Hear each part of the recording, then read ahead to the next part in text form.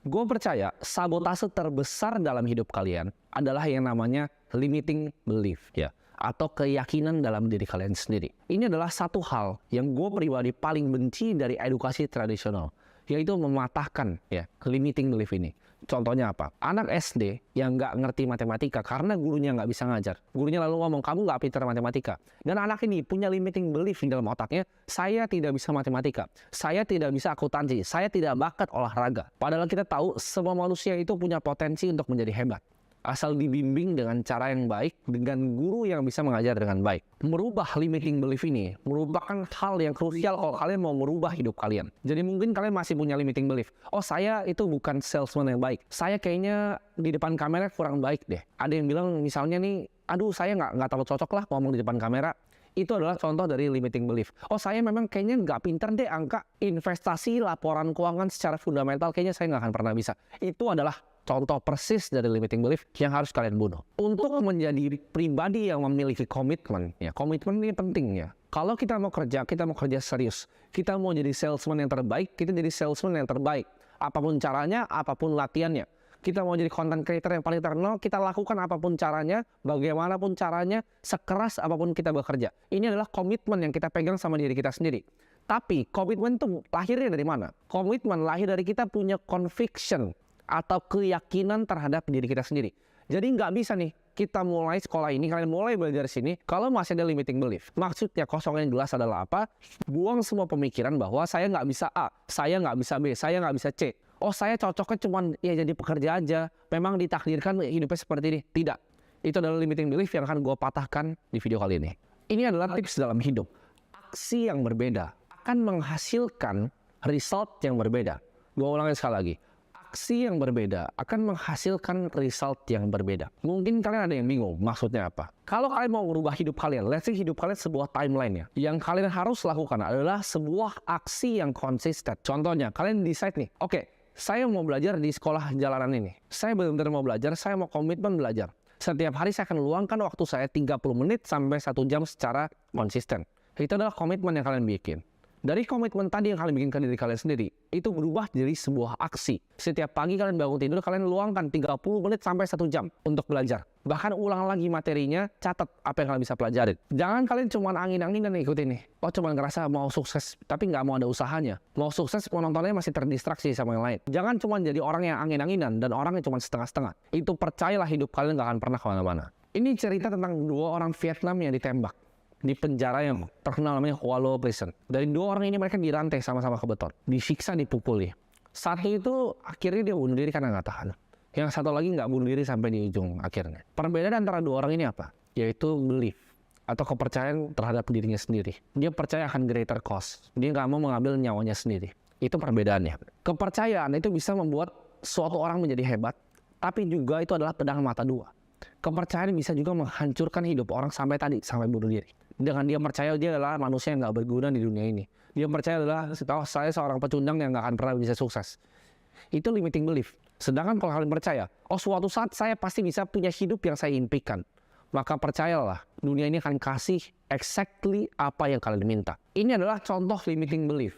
Misalnya kita ditipu sama partner bisnis kita sendiri. Ditipu sama rekan bisnis, atau kita coba yang lain. Misalnya kalian gagal dalam berjualan. Kalian jualan ditolak. Satu sisi misalnya ditipu partner. Kalian bisa punya kepercayaan bahwa ya dunia ini jahat ya sama saya ditipu sama partner bisnis saya sendiri. Itu adalah limiting belief kalian. Sedangkan kalau kalian switch ya, itu kayak pedang mata 2. Kalian tuker aja. Kalian pikir, oh iya ya, saya memang ditipu sama partner, tapi saya bisa melakukan lebih baik hal di sini. Oh, apakah ini mungkin sebuah pelajaran? Apakah ini mungkin sebuah batu loncatan? Kita dibilang enggak sama prospek kita.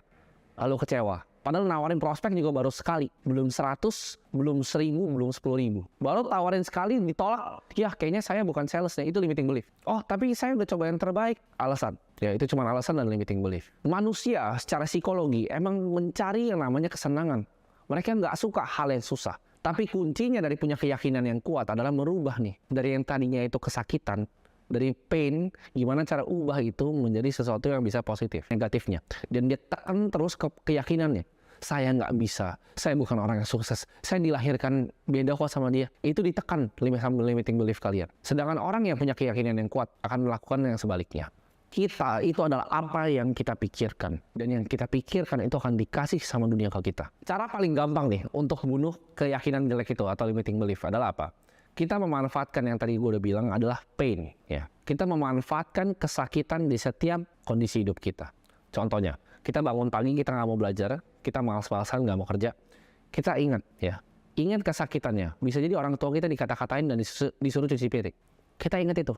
Diremehin sama keluarga yang lebih kaya. Setiap kali kita bangun nih, mau jadi pecundang orang gak berguna, kita pikir tentang masa-masa yang bikin kita tuh rasanya gak enak. Setiap kali dulu gue mau nyerah, udah naik motor nih, hujan-hujanan mau ketemu klien, kamera sampai basah. Yang gue pikir apa? Waktu gue duduk, waktu itu, di saat gue bikin janji sama diri gue sendiri, uang itu bukan masalah lagi, bukan buat hidup gue.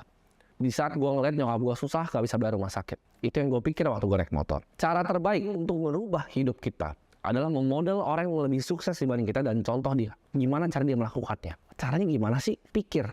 Apa yang gue bisa pelajarin dari dia? Apa yang gue bisa ambil dari dia? Apa yang dia bikin yang lebih hebat dibanding gue? Cara gue improve diri gue seperti apa? Ini gue akan contoh salah satu perusahaan otomotif paling besar di Amerika, perusahaan Ford. Ini dari rugi besar sekali sampai untung $6 miliar dengan kepercayaan. Kepercayaan yang dipegang sama manajemen Ford. Setiap harinya yang diomongin tuh apa? Kalian tahu nggak? Ini adalah 2 mantra yang dilakukan sama manajemen Ford. Setiap harinya mereka ngomong ini. Mereka percayakan hal ini. Gimana caranya? Satu, kita cut cost-nya. Dan gimana caranya kita bisa increase volume-nya.